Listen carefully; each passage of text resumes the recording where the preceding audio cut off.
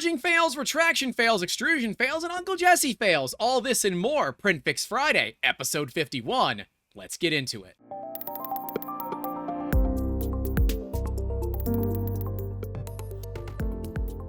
Hey guys, welcome back to the channel, and if you're new here, this is week 51 of weekly print fail fix videos. We help people get their prints back in shape so they can get back to printing. Remember, if you do like this kind of stuff, make sure to leave a like and get subscribed. We're gonna start off today with a bridging issue, and it's a bridging issue specifically with ASA filament. And ASA is a bit of a pain in the butt.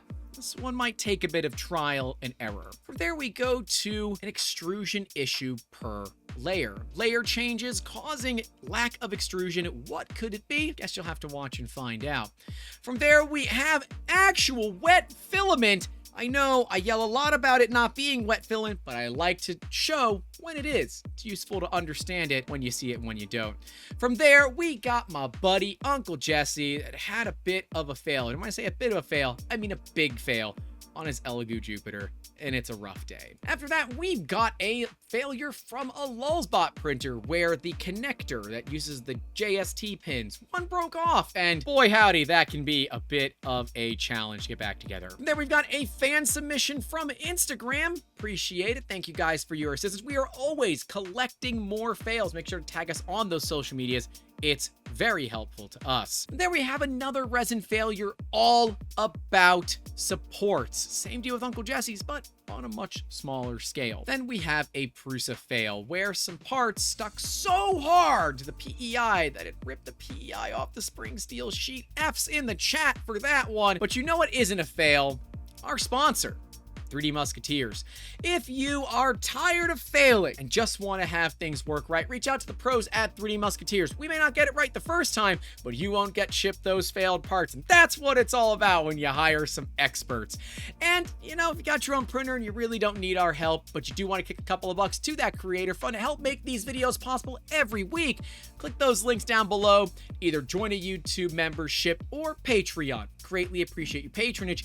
And it's the first week of the month. It's the best time to support those creators. Get out there and love the creators that love you. Just platonically, because it's weird otherwise. But of course, if you don't have any spare cash, totally understand. Times are tough these days, but you know what isn't? Liking, subscribing, and sharing it to someone that you think might be failing a little bit more than they should. Let's get back to those fails. Trying to get better bridges. More in the comments. Well, if you're trying to get better bridges, I got a bridge to sell you. It's gonna cost a bit though.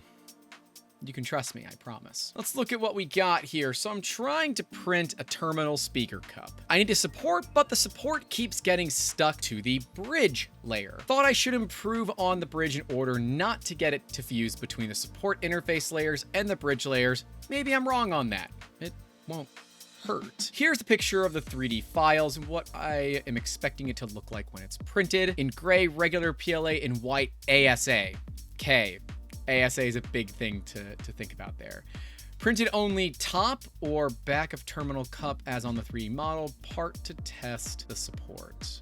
Okay. All right, so this is for a pair of speakers. ASA and PLA are vastly different materials. And for those that don't believe that, you're wrong. They are incredibly different. PLA is a material that is just for general use all around. ASA is a acrylite, styrene acrylite. So it's an ABS, but without butylene in it, but it is a UV stable version of ABS. The best way to describe ASA, UV stable ABS. But they require different stuff. The ASA profile for Prusament is 260 and 100. That's fine. 45 overall bridge speeds are noted on the picture. Okay, got the bridge speeds there. Nozzle traction settings, is that relevant? I don't know. For what you're doing, no, it is not. So we want to look at a few different things. One of it being your interface layers. How many interface layers do you have? You want to have at least 2, preferably 3 or even 4 if you're doing a sticky material like ASA. You also want to check to see how much gap that you have. Normally with Prusa, it should be 0.2. You might want to go to 0.3 or 0.4. But what I'm noticing here, and it's way more keen to me, is that your bridging extrusion multiplier is wrong. And you might think, well, Grant, it's a speed thing. It's really not, because we can see that 15 millimeters a second looks okay, but slower doesn't look better. Faster is too wispy, but even this is pretty wispy. I would make sure that you're also checking thin bridges. Now, you could do thick bridges. I think thin bridges are easier to work with, especially when you're peeling off support, but it might make your underside, the under part of your print, a little bit delicate. And for what you're doing, this is like where your speaker wire is going to go. Dumb question. Why would you just not have this surface here be like, instead of having this be your support, why don't you just support this outer ring? It should look a lot better to have these look nicer. And realistically, you're probably going to put a gasket on it anyways, so we can kind of move past that problem, but kind of ignore it at the same time. When looking at this part, fairly certain it is your bridging extrusion multiplier. Remember, the Prusament ASA settings, if you're not using Prusament, may not work for your filament. I would recommend looking at adding some extrusion multiplier during your bridging only. There are settings for this. Let me show you. We've got the time-lapse print, which is conveniently on the printer behind me and has already been a time-lapse, which we'll put on the screen while we also take a look at it. So the first thing you'll have to make sure is that you have at least advanced settings turned on for Prusa Slicer. If you don't, you're not going to see this. I prefer expert. I don't think it gives you too many things, but we're looking for the bridge flow ratio. Now, I'm using a modified version of the 0.2 quality profile. You know, use whatever you use, but the bridge flow ratio is set at 0.95. You might be okay to set it at 1 or higher than what it is actually set at from the factory. This is where those test prints can help, whether it's calibration cubes, bridging calibrations like you saw, but I would also, for those bridging calibrations, add in support, because as you're doing your bridging calibration, you can also calibrate your support material at the same time. I think it's useful to have. But in a case like this, I think it's going to be your bridging extrusion multiplier, and you know, if you think I'm wrong, comment below and let me know, because this one can be a hidden bit of a bear, especially when you're dealing with styrene-based plastics. They tend to just flow like crazy, and 260 for ASA, I think that might be a little warm. It might be a little bit warm. Play with your temps, play with your bridging extrusion multiplier, see how that works out. Under extrusion at layer change. By the way, kudos to this person. This video is not only really clean and crisp, it's in slow motion, so it's really easy to see what's going on. What I'm guessing we have going on here, and we don't have a ton of information. We can see it's in Cura, PLA+, 200C, bed at 60, layer height of 0.2, infill speed at 70. None of these matter so far. Outer wall speed at 35, inner walls at 40, top and bottom speed. None of this matters except for that. Retraction at 5 millimeters. You gave me all the settings I need except the speed of your retractions. I have a feeling that you're dealing with some back pressure issues. It's an Ender 3, so it's a Bowden printer. Bowden printers notoriously can have back pressure issues if you are changing speed too fast, if you are dealing with retraction and ramming problems. There are a lot of issues that can cause this on Enders or other Bowden-based 3D printers. Now, some ways to start looking at this, we can look at a hardware solution, which is ditch the stock PTFE tube and replace it with a Capricorn tube that is a much tighter tolerance. That will mean you get less slop in your retractions and de-retractions, so that's always a plus. But looking at how long your printer is stationary, right? And let's go back to this real quick. That acceleration up and down can be really challenging on a Bowden printer. If we look, our acceleration says it's 1,000. I don't think it's 1,000, especially because this should be 70 and then 30. I don't think your acceleration is taking, but 1,000 for outer walls on an Ender's a little high. I might go down to like 500 or 600. And that might be something to look at as well. Maybe your acceleration is set too high. That could be a bit of a problem here. But I don't know if you are retracting between lines. I don't know if you're retracting between layers. Because if you are, and you're dealing with a back pressure and ramming issue, you're going to end up printing air until the filament can heat up enough to come back out the hot end. Any idea why I can no longer print this part well? TPU, same printer, same settings. Every now and then. Every now and then. It is wet filament. This is wet filament. TPU is hilariously incredibly hygroscopic, which is funny because even I don't really store my TPU in dry bags, and you should. I highly recommend the sous vide bags. We've talked about them before. I'll link to them down in the description, and we'll card to the video where I talked about gifts for makers, and the sous vide bags were in there. Great to put filament in once it's dry. TPU specifically is quite hygroscopic considering what it is. My guess here is it absorbed water, and yeah, the commenters here pretty much got this dead on. Normally, I'm the first person to yell and say, it's not wet filament! Except when it is. This is wet filament. How do you fix it? Dry your filament.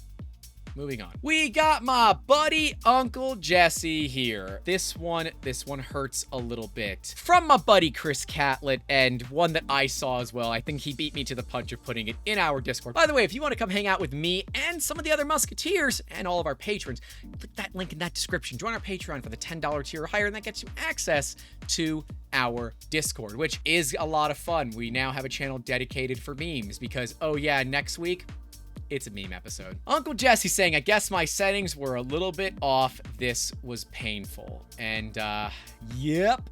This is his Elegoo Jupiter, otherwise known as a big f***ing resin printer. And this is a lot of resin down the drain. Now, I don't want to go point any fingers, but I'm fairly certain this is an auto support failure. We've talked about this in previous videos where auto supports are not terrible, but if you're doing big parts like this, they should not be trusted. Add more supports. Here's the deal. Would you rather have too much support or not enough? I think this makes sense for all parties involved. And Uncle Jessy is a great guy. We actually talked with him on a former podcast. We'll card to that episode so you guys can take a look. But I know resin printing is difficult, right? And yes, for guys like Chris and some of the other massive experts on resin printing, y'all look at this and say, oh, he's an idiot. He needs to change this setting and all that. And Chris said it was an auto support fail. And I'm inclined to believe that as well. But this is not easy for those that are expecting a plug and play experience. And that is why I am a little bummed with how cheap resin printing has gotten. I like that the barrier to entry has come down, but the education that exists around that barrier has not.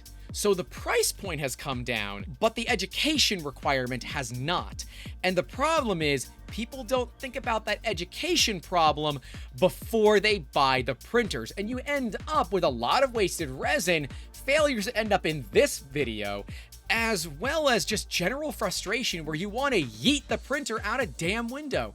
And I don't want that, and neither does anybody else. And of course, Uncle Jessy is lucky in some respects where the resin is stuff that he knows, that he's used, and he's got a ton of experience with resin printers. I'm sure he's got well over a dozen at this point. And this can still happen to even people that know a little bit about what they're doing. So what do we want to do here? First step, I want to get rid of a lot of those auto supports and look at manually supporting it with way more supports than you think are necessary. We're seeing that we have an issue with the disconnect between your actual part and the support material itself. We can be thankful in that by the time he noticed the failure, it looks like all the shit that was likely stuck to the FEP is now stuck to the print.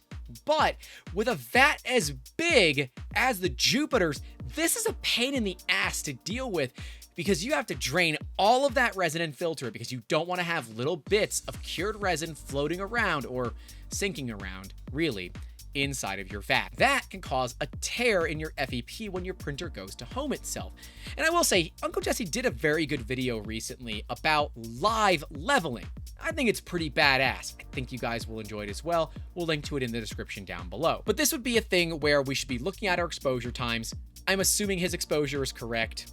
He's likely done this before, so I'm assuming the exposure is correct. We're gonna wanna make sure that we have enough support, which I still think is our problem, that we don't have enough, especially, and I don't know the file, so I don't know what it looks like, but I'm guessing this is a curved surface by looking at some of the support material here. I would triple the amount of support that we see. And if you're still dealing with issues like that, add some heavy supports. My only gripe about heavy supports are that they generally leave big holes or divots in your prints, and we do not want that. Be cautious to tune your supports. And if you guys do want to see a video on that, let me know.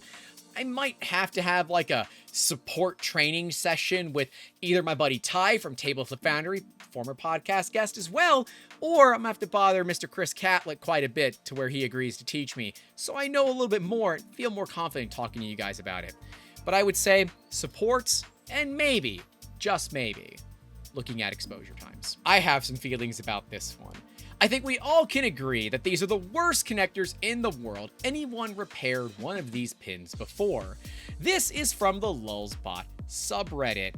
And yeah, they proper suck. Let me show you. This is a Morstruder. If you like big nozzles and cannot lie, and most of our viewers are male, so the brothers can't deny that, well, big extrusion widths are fun and make you giggle like a schoolgirl, and, well, a good giggle's good every now and then, you feel me? But what we don't like, these damn connectors. When we look at these connectors, these are the 2.54mm JST Dupont connectors. These are the male connectors that have the actual pin sticking out versus the female connectors, which are what a lot of us are used to. These do proper suck, because if you bend them, when you try to bend them back, they almost always break. But here's the deal. They're replaceable, and you can replace it. In fact, you can build your own. This is a custom-built tool head that we made years ago for our TAZ6. It is a Titan Arrow that is actually 1.75mm because the TAZ is 3mm. And I built this connector completely myself. I didn't actually have the right JST pinouts to do this, so I actually had to glue some together. But hey, I won't tell if you don't. It still works. And that's really what matters. But I like big nozzles, and I really like the CHT. And if you don't know what I'm talking about, we did a recent video all about the Bondtech CHT that we got from our good friends, Filament Stories, Courtney, amazing content creator. Go subscribe to them.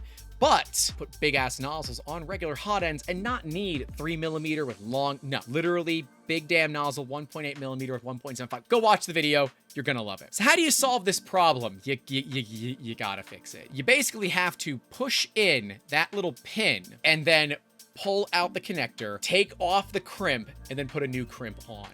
That can be a monumental pain in the ass, and there's no real good way to do it without cussing quite a bit. So good luck. These do kind of suck. It works, and for Lulzbot, a lot of times they do what is open source, because that's what old Lulzbot was all about, was pure open source. But that also means that sometimes the solutions are not amazing, and this is one of those times the solution is just not amazing. There are better systems out there, including a USB standard, USB-C, like the Bamboo Lab uses. I think that's still one of the better solutions. I think Anchor uses the USB standard as well for data, power, and all of that.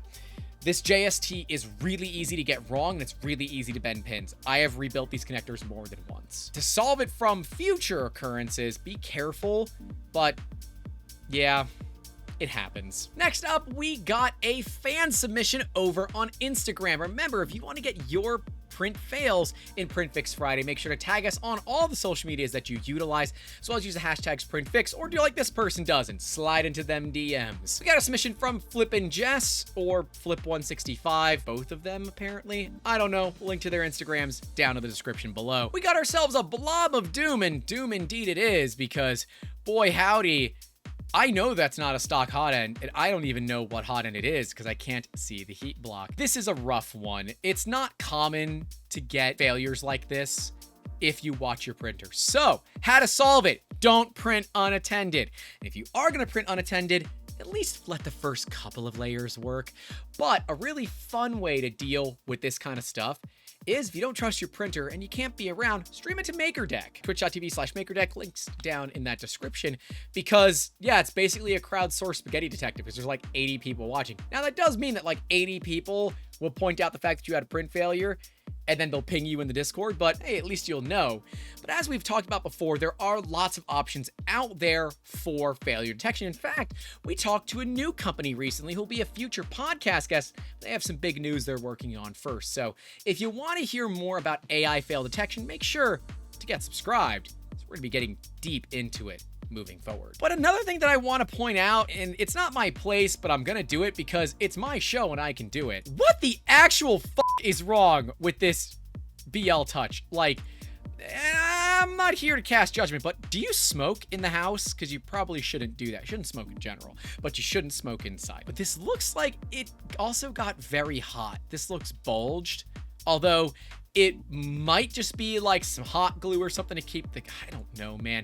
This is not clean. Clean your damn printers, you filthy animals. Keep the change, you filthy animal. Yeah, solving it, heat gun. Talked about this before multiple times. Set this thing back in the printer. Remove the BL Touch so you don't melt the BL Touch. Remove the BL Touch so you don't melt the BL Touch. And use a heat gun. Slowly heat the plastic and let it melt away. If your hot end does still function, and I'm assuming this is not an all metal hot end, if it is all metal, you can go to 275 or 280.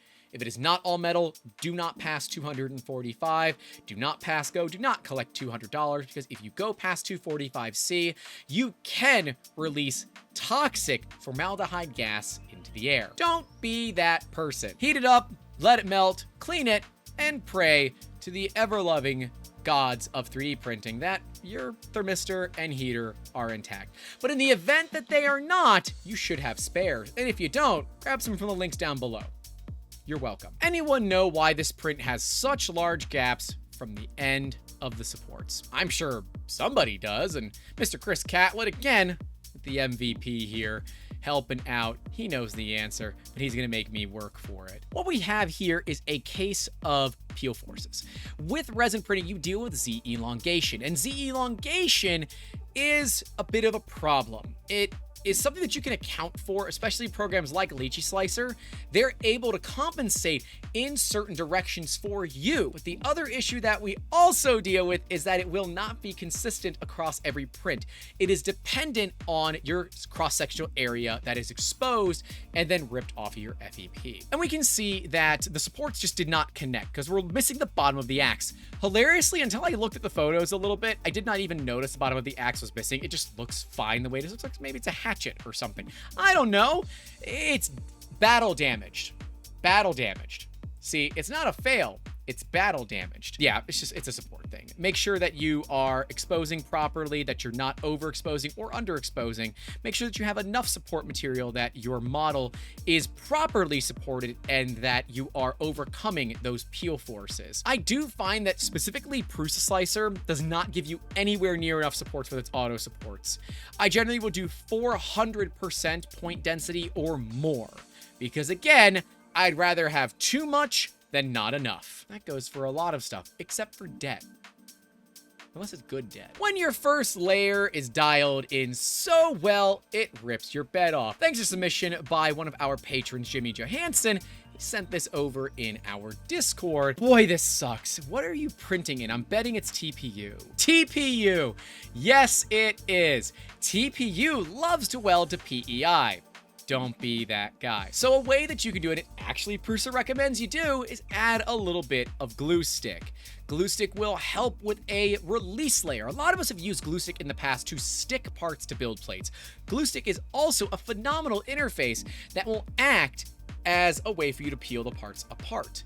Now with TPU, and again, your TPU's wet. We talked about this a couple of fails ago, so just rewind the video and just go back to that one, dry your TPU. But I'm guessing you're likely way too close. I have printed straight on Prusa beds without any issues with TPU for years. I do not use glue, but we do wipe our printers down with Windex every single print. If you guys do want to see a best practices from 3D Musketeers, let me know. I'd like to do it if it's something you all want to listen to and watch. So let me know. Maybe we can do a best practices for what we do to prepare for every single print. Go buy a new sticker. You can buy them on Amazon if you want. I prefer to buy them direct from Prusa.